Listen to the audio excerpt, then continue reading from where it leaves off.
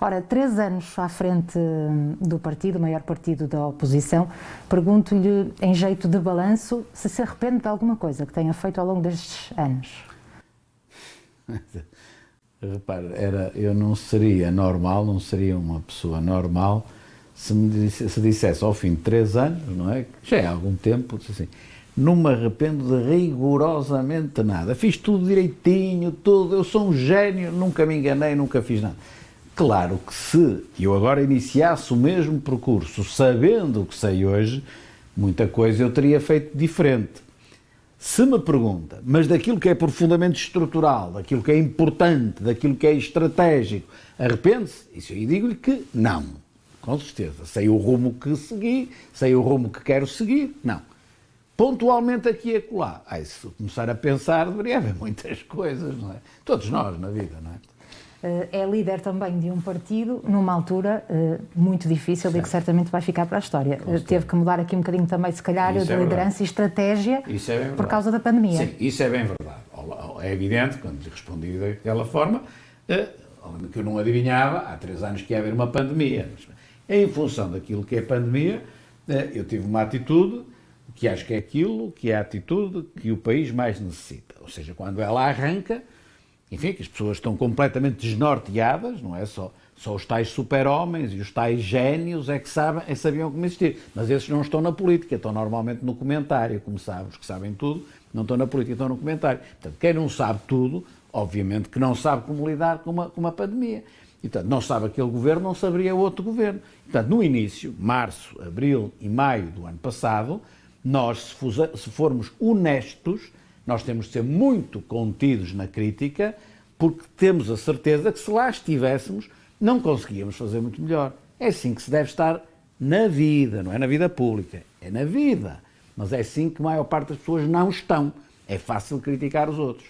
Passado março, abril e maio, eu já posso exigir do governo algum conhecimento adicional. Já tem 2 meses e meio, 3 meses de experiência.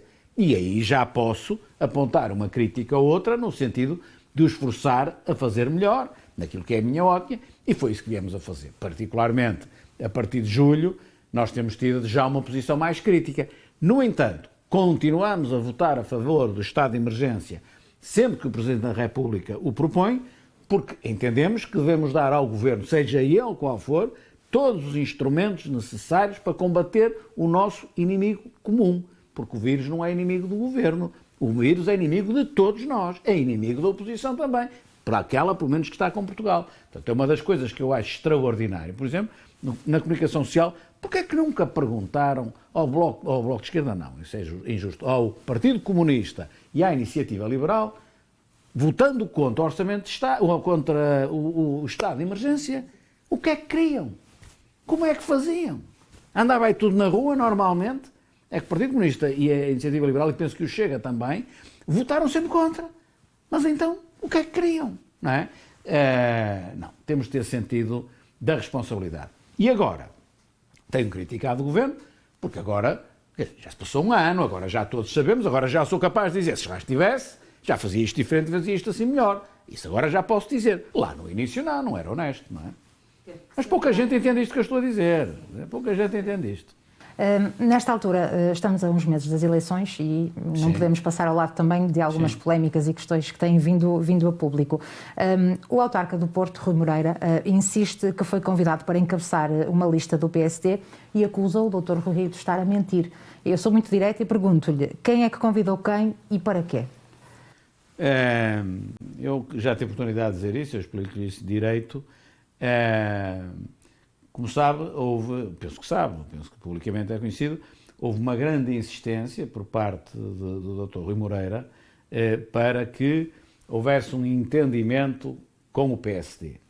E na ótica dele, esse entendimento, tanto quanto se percebia, era nós, pura e simplesmente, não apresentarmos nenhuma lista à Câmara do Porto e ele comprometia-se a integrar elementos do PSD na sua lista. Pronto. E como isto havia recados por tudo quanto era lado, dentro e fora do PSD, aquilo que se entendeu foi então fazer um encontro e pôr tudo em pratos limpos. E foi isso que aconteceu depois, como digo, de muitos recados em Lisboa e no Porto, até gente de Lisboa que ele conseguia influenciar, quer dizer, falar para vir vender essa ideia do PSD, pura e simplesmente não apresenta a lista. Disse sempre às pessoas que tal era impossível e que estávamos perante uma pessoa que eu conheço bem, que eu pessoalmente não considero uma pessoa confiável. Porquê? Pronto, já lá vamos. Então, mas, sim senhor, façam um favor. E então foram duas pessoas, dois dirigentes do PSD, ouvir a proposta de viva voz, que era essa, e fazer uma contraproposta de viva voz, que é o simétrico dessa. Ou seja, ele propõe que o PSD não se candidate e integre elementos do PSD. O PSD propôs o contrário. Ele não se candidata e nós aceitamos fazer a lista com a participação do movimento que o representa e que ele lidera. Nós, portanto, dissemos não à proposta dele e ele disse não à nossa proposta. E a coisa morria ali. Aqui tem um exemplo de que a pessoa não é confiável. A seguir metem no jornal o encontro, que era para ser confidencial, como é evidente, não tem que estar na praça pública, e ainda por cima metem com uma mentira, que é o PSD foi convidado para liderar a própria lista do PSD. Não é? Aqui está um bom exemplo para aqueles que dentro do PSD, que são alguns, que achavam que nós devíamos aceitar a proposta dele, porque podíamos no domingo à noite das eleições dizer ganhamos, não é? Perceberem que isso não é caminho, como eu sempre lhes estive a dizer. E depois é uma coisa curiosa que eu acho que faz das pessoas burras, as pessoas dos telespectadores, dos ouvintes, do que for, faz das pessoas burras. Então, quando vem dizer, foi o PSD, foram aqueles dois elementos do PSD que meteram a notícia no jornal. Então, quer dizer, o PSD meteu uma notícia contra si próprio. Meteu uma notícia a dizer, fomos lá convidar o Dr. Rui Moreira para ser o nosso cabeça de lista, coisa que nós não queremos. Isto não faz sentido nenhum, isto é fazer as pessoas estúpidas. Portanto, mesmo a mentir, a coisa não está muito bem construída. E, portanto, eu tenho razão e penso que as pessoas do PSD, peço desculpa só para concluir, que as pessoas do PSD agora reconhecem, aquilo que eu sei, porque já fui vendo estas coisas nos últimos anos, reconhecem que não se pode confiar, porque mete no jornal, porque... E dei o exemplo também da questão do Partido Socialista. Lembra-se? O Partido Socialista tinha um acordo com o Dr. Rui Moreira, fizeram um percurso conjunto durante 4 anos e depois, em cima das eleições, quando o PS estava completamente metido com ele, iam fazer a lista em conjunto, há uma facada nas costas e deixou o PS com as calças na mão em maio, com eleições em setembro. Portanto, eu sempre disse isso às pessoas, não se pode confiar, não é uma pessoa confiável, não é? E, portanto, eu também, e disse-lhes, jamais poderei apoiar, não é, alguém que o tempo revelou que não podemos confiar. É esse exemplo do PS. E poder-lhe dar mais exemplos, não vale a pena. Para si, houve aqui alguma segunda intenção nesta fuga de informação? Como é evidente, a intenção é dizer assim, o PSD não tem candidatos, ou não quer ter candidatos, ou tem dificuldade em ter candidatos, e até me veio pedir, não é? E eu digo que não, portanto o candidato que eles vierem a apresentar, seja ele qual for, é uma segunda escolha. É esta a intenção. E depois vem dizer, quem veio dizer isto a público foi o PSD. É preciso, é preciso alguém ser muito pouco inteligente para acreditar numa coisa destas. Só mesmo alguém que é pouco inteligente é que não percebe o contrassenso que aqui está. Então, o PSD aqui é meter a notícia contra si próprio. Quer dizer, portanto, está a ver onde é que... Mas para mim não constitui novidade. Para mim não constitui novidade. Constitui é para algumas pessoas. Lembra-se do Dr. Rui Rio, durante estes 7 anos e tal, ter falado sobre a Câmara do Porto, ter feito alguma crítica, ter intervido em alguma coisa? Ou lembra-se do Dr. Rui Rio calado sobre a Câmara do Porto, cumprindo um largo período de nojo, depois de ter saído da Câmara do Porto? O que é que se lembra? Lembra-se do Dr. Rui Rio? Portanto, quando ele diz devia ter outra postura, a minha postura foi estar sempre calado e ouvir sim da parte dele críticas e tentativas de denegrir o trabalho que eu fiz no sentido de colmatar a insuficiência do trabalho dele.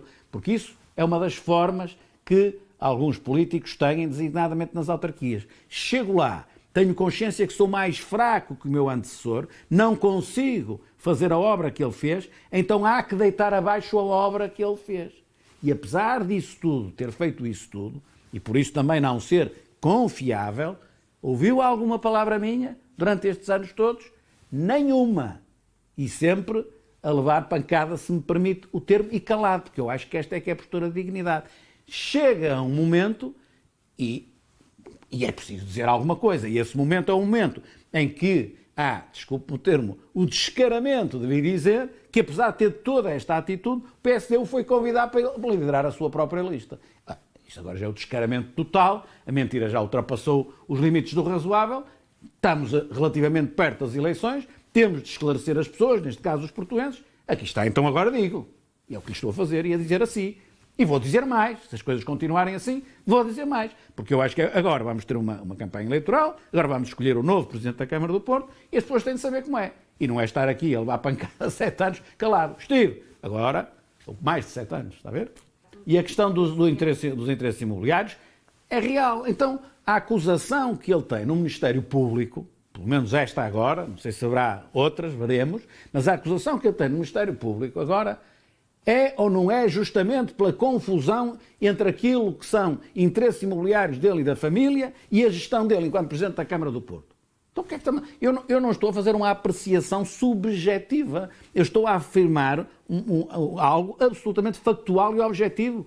Tenho uma acusação de ter cometido um crime no quadro da sua gestão enquanto Presidente da Câmara, no quadro da ligação a interesses imobiliários das famílias. Não, eu estou a dizer, mas eu só estou a repetir aquilo que é o facto decorrente da acusação em processo de crime por parte do Ministério Público. Está condenado? Não, não está condenado. Isso há de ter um julgamento e aí é que há de ver. Mas a acusação está lá e o que eu disse, não disse que ele cometeu o crime. Isso é o juiz que vai dizer. Mas estou a dizer que tem interesses imobiliários na cidade. Isso tem. Isso é um facto, certo? E, portanto, eu acho que alguém que se candidata a uma Câmara não deve ter interesses imobiliários nesse município a que se candidata. Ou então, é preferível não ter, mas se tem de se abster completamente, o que é muito difícil. É incompatível. Na política temos tantas incompatibilidades. Não se pode isto, não se pode aquilo, não se pode aquilo, não se pode...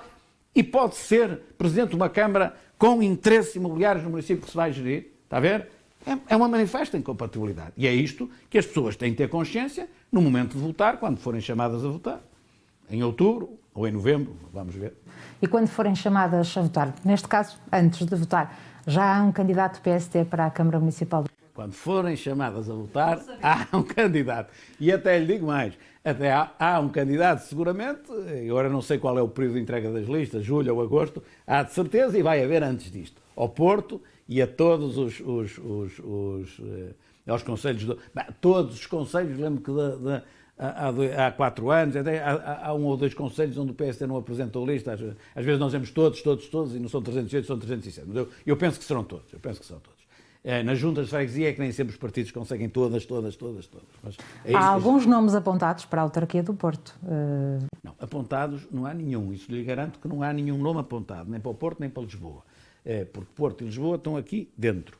Agora, pergunta-me assim, então estão aí dentro, fechou-se, um dia acorda de manhã e anuncia os nomes porque decidiu sozinho. Não é assim, na exata medida em que eu vou falando com as pessoas e sentado na cadeira onde neste momento está sentada, já estive eu sentado a falar com outras pessoas nesta cadeira, a perguntar o que é que acham do Porto, quem acham que é um bom candidato, o que é que... Tenho vindo a fazer essa auscultação e a ouvir as pessoas e a ouvir a opinião, e uns gostam mais deste, e outros gostam mais do outro, e outros gostam daquele, mas aquele nunca aceitaria, e outros gostam daquele que aceita, não gostam daquele que aceita. Isso estou a fazer. Agora, depois, no fim, o raciocínio é só cá dentro. Há alguma pressão? Quero hipnotizar. Há alguma pressão para essa escolha? Há alguma pressão para essa escolha? Nesta altura a pressão ainda é pouca. Principalmente porque a forma como eu geri as autárquicas e como estou a gerir as autárquicas, não se esqueça logo deste pormenor. A tempo e horas, lá atrás, eu já nem lhe sei dizer, se em setembro ou para trás disso, eu disse assim, até 31 de dezembro não vale a pena, porque até 31 de dezembro não há nada, a não ser conversas informais entre a Comissão Autárquica e as distritais do país. Nada. Então matei logo até 31 de dezembro. Houve 1 ou 2 que meteram a cabeça de fora e tentaram condicionar para ver se eram eles e condicionaram. Não são eles. Certo? Pronto.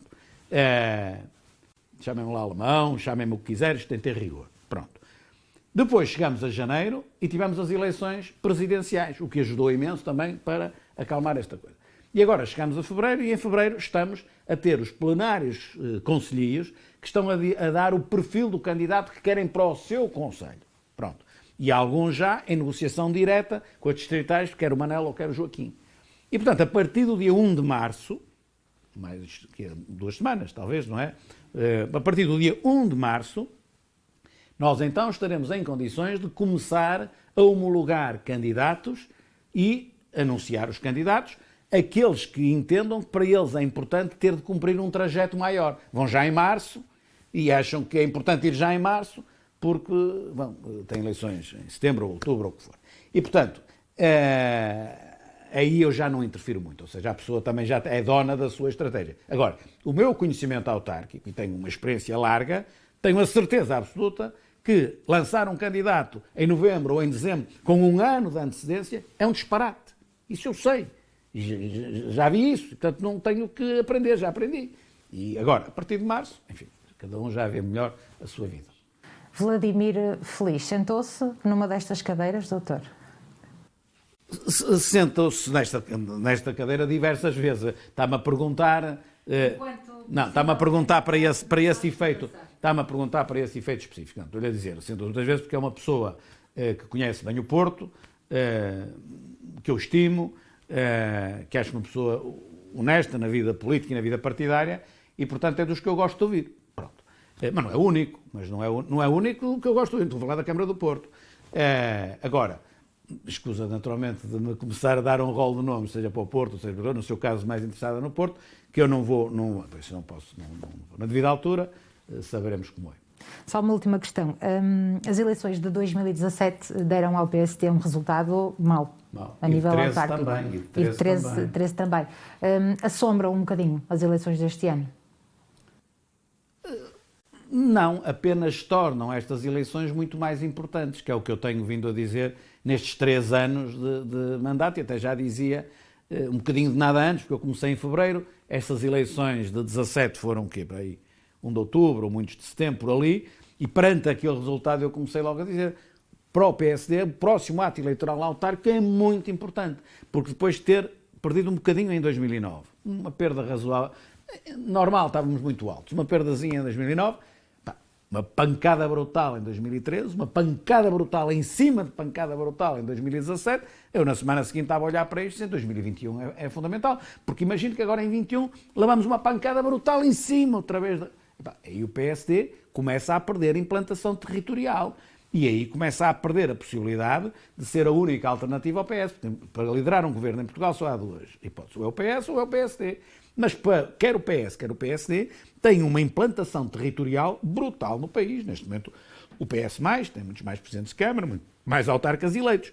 Portanto, nós não podemos voltar a perder uma coisa destas, bem pelo contrário, temos que começar a ganhar, a recuperar. Portanto, é muito importante. Uma dessas estratégias, só para rematar mesmo, passa também por esse contacto de proximidade, não é? Daí querer adiar as eleições pelo menos 2 meses. Isso é que é uma situação absolutamente vital. Ou seja, as eleições autárquicas não se consegue, a campanha autárquica não se consegue fazer sem contacto com as pessoas. Uma campanha presidencial consegue-se mal, é sempre mau, porque uma campanha eleitoral sem contacto com as pessoas é sempre mau. Mas a presidencial, todos os candidatos, porque são poucos, andam com a comunicação social atrás. Portanto, façam o que fizerem, mesmo que não tenham uma multidão à frente, têm sempre hipótese de dar a sua mensagem. Nas autarquias é absolutamente impossível, não é? Como é que um candidato a uma junta de freguesia, de um concelho de Bragança ou do Alentejo, consegue fazer campanha sem falar com as pessoas? E aqueles que dizem, já lhe digo a história, não disse isto nunca a ninguém, mas até lhe posso dizer assim. E aqueles que vêm com argumentos, que é tudo, sinceramente, menos inteligentes, quer dizer, que eu tenho medo, que tenho isto, mas medo de quê? O que é que uma coisa tem a ver com a outra? Mas, ou que não tenho candidatos, e não tenho lista, e não está preparado, e não sei o que, as pessoas também estão habituadas, em Portugal, a gerir as coisas na bandalheira. E eu não estou habituado a isso, aliás, sou de carreira, sou gestor. Eu giro as coisas com disciplina e com rigor, não tenho que andar na praça pública a expor candidatos, a pôr e a tirar e a fazer notícias. Tenho de ser eficaz, e é isso que eu estou a fazer. E, portanto, eu não tenho problema nenhum de nós ajustarmos a lei, empurrando, por exemplo, de fim de setembro para fim de novembro, mas a data de entrega dos candidatos em tribunal, se está a julho, fica julho, se está a agosto, fica agosto. Não é esse o problema é a campanha eleitoral, não a entrega das listas no tribunal. Agora, na política, sabe, e até um pouco na vida pública, na política em Portugal, infelizmente penso não é só em Portugal, não se pode ser sincero, não se pode dar um argumento genuíno, porque a pessoa, como eu ainda ontem tive a oportunidade de ver, olha para o espelho, em vez de ver o outro, vê-se a si própria e julga o outro por si própria. Não há manha nenhuma, é genuíno, ou se faz campanha ou não se faz. E as autárquicas são diferentes das presidenciais, e as pessoas devem fazer campanha. Olha, nem pego no PS, PSD. 2 presidentes de Câmara, 2 câmaras importantes. Presidente da Câmara de Braga, Presidente da Câmara de Cascais. O Dr. Ricardo Rio, Presidente da Câmara de Braga, tem todo o interesse em que não haja adiamento das eleições. Porquê? Ele está no poder, não havendo campanha eleitoral, é o melhor para ele. Vai à boleia. Mas uma pessoa bem formada, um democrata, uma pessoa com valores, e diz, reconheço, nós temos de dar oportunidade a todos de fazer campanha. Do mesmo partido de Cascais diz, nem pensar. Claro, porque a ele interessa. Ele está no poder, se não houver campanha, para ele é bom. E é assim que a maioria também do PS faz, que é quem tem mais presidentes de Câmara. Para eles é melhor, não havendo campanha, as eleições estão a andar. Mas isso é democracia. Principalmente nas autarquias é que é preciso falar com as pessoas. Tem de haver honestidade e tem de haver bom senso, sinceramente. Também houve honestidade e bom senso na lei que quiseram alterar por causa dos candidatos independentes às autarquias. Eu, para lhe ser sincero, já ontem tive a oportunidade de referir isso. Quer dizer, eu não estou muito dentro do assunto, estou-me a meter mais dentro do assunto agora. E confesso que tenho alguma dificuldade em compreender as críticas que estão a fazer. Não possam, elas até podem ser justas, mas não foram felizes. Quer dizer, o que nós todos sabemos é, estão contra uma lei que dificulta os independentes. Mas em quê? Digam-me lá em quê, que é para se mexer se for caso disso. Portanto, se me disserem em quê, eu acho que, se houver excessos, podemos ajustar. Por exemplo, acho que é o Presidente da Câmara do Porto que diz, e não só, o do Eiras também, que dizem assim, são precisas mais assinaturas para uma candidatura à Câmara do Porto do que para fazer um partido político em Portugal. Se a lei mudou e pôs isso assim, está mal, tem de se mudar. Então, para fazer um partido político são menos assinaturas que uma candidatura independente a uma Câmara Municipal. Está mal? Se for como dizem, então, eu não sei se é assim, mas se for, concordo. O que é que disseram mais? Já não sei o que é que disseram mais. Eu só ouvi essa, acho eu. Portanto, quer dizer, se houver coisas reais, essa em concreto, que eu entendi assim mais, eu não estou de acordo. É deputado, ainda para mais que deputado é líder, votou e não sei o quê. Bem, só quem não percebe como funciona a Assembleia da República, e eu mesmo líder, não é? Não posso estar dentro dos diplomas todos que a Assembleia vota. Por isso é que há uma direção do grupo parlamentar que acompanha e que vem ter comigo e me consulta sempre que acha que politicamente deve fazer isso. Sobre uma matéria como o número de assinaturas para uma candidatura independente, convenhamos que eu concordo que a direção do grupo parlamentar não tenha de vir perguntar isso ao líder, não tem de vir perguntar tudo. Mas estamos abertos. Agora, perceba-se exatamente de que é que estão a falar. Muito bem. Muito obrigada por esta entrevista, doutor. Muito obrigada.